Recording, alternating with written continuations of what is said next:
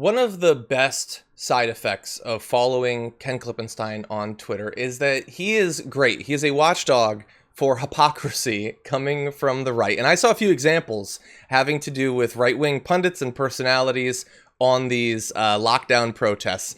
And so I want to show just a few that I saw that he was either tweeting, putting together himself, or retweeting. So one involves Tomi Lahren, who had this to say: compliance starting to look a whole lot like willful slavery. Now, you're not going to find that tweet on her profile right now because, as shameless as she is, she has just enough shame that she deleted that not long after posting it. But it was there, which is interesting because previously she had a different view on protests. For instance, when she said about Colin Kaepernick, this clown is likening his struggle to play professional football to slavery. How does that not piss off those whose ancestors lived through true racial persecution, or those who fought actual injustice in the civil rights movement? So, civil rights advocate Tomi Lahren didn't like people using slavery to push their message back when it was Colin Kaepernick peacefully kneeling on a football field, and notably not spreading coronavirus by doing it.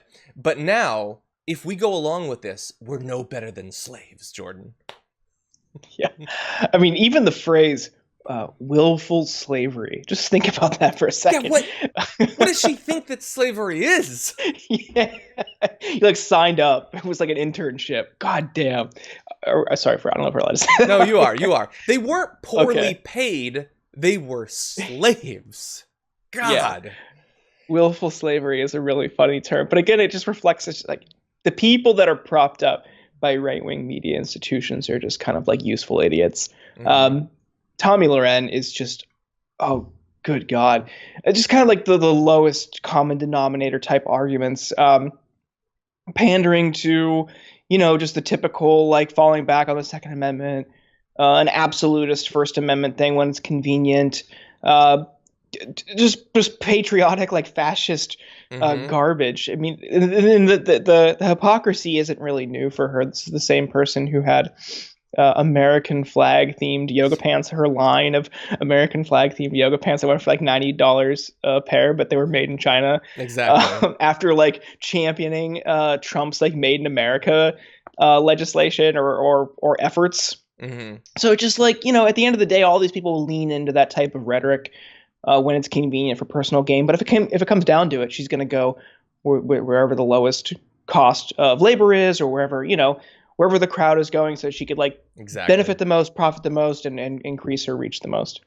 Exactly. She's an opportunist. And, it was just like a week ago, I think, that Charlie Kirk, because now the thing is, whip up people in a frenzy to hate China to protect Donald Trump. So he was like, no one should ever buy a product made in China ever again. And I considered putting he's subtweeting Tomi Lahren for her thing there. But it feels good sometimes to point out the hypocrisy. It doesn't really generally seem to get through to people. Like when it was found that her yoga pants were made in China, what percentage of her devoted fans were like, hey, that's super hypocritical. I don't know about this, right. Tomi Lahren. Maybe 1 in 100, maybe. But she's not the only one. We've also got this from Matt Walsh. You might see him occasionally on Twitter. He had this to say: a guy in Colorado was cuffed and arrested in front of his 6-year-old daughter for playing t-ball with her in an empty park. People keep assuring me that we're not living in a police state. Well, tell me what a police state looks like, if not like this. So he was stopped, when he was playing baseball or whatever, and police were super mean to him, and so Matt Walsh is protecting him, which is slightly different than what he had to say previously when he said, how many times do cops have to ask nicely before they can force the issue? 10 times? 27? 58? What's the magic number, Black Lives Matter crew? So when the police are violating your rights, it seems to depend what you're protesting against, whether he's going to be on your side or not there. So people who don't want to be beaten or killed by the police, just abide by what the police say. Honestly, why are you making a big fuss about this? But somebody who's being asked to not congregate in a public area for a limited period of time to protect other people's lives, I mean, come on, police, why are you being so mean? Right. I mean, this is just that one is just soaked in white privilege. The fact that he's maligning Black Lives Matter in the latter tweet, and an example that comes to mind is Tamir Rice. Tamir Rice is a 12-year-old kid in Cleveland who was playing in the park. Yeah. Cops drove up and within literally 2 to 3 seconds got out of the car and shot and killed him. Yeah. It was just horrifying, and it was absolute crickets, or in some cases justification. from people on the right. So to see that a 12-year-old child murdered in cold blood by Cleveland police, an absolute like just total blind spot from the right. But here, a guy playing in the park just gets arrested and still is alive, knowing like he wasn't even supposed to be there in the first place. Just absolute, just like, yeah, sure, hypocrisy. And I don't know if people will actually care on the right, but it's a mix of hypocrisy and white privilege. 100%. And again, we point it out because, hey, it is hypocrisy, and that matters to us.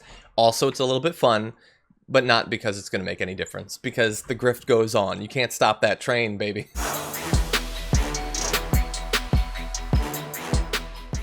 Check out the Damage Report podcast each day, wherever you get your podcasts, whether Pocket Casts or Stitcher or iTunes. You can join me as I give you the news and stories you want, with a range of co-hosts and interview guests jumping in on the fun each day. Again, that's the Damage Report, wherever you get your podcasts. And if you get them at iTunes, don't forget to rate and review. Sometimes I'll read them live on the show.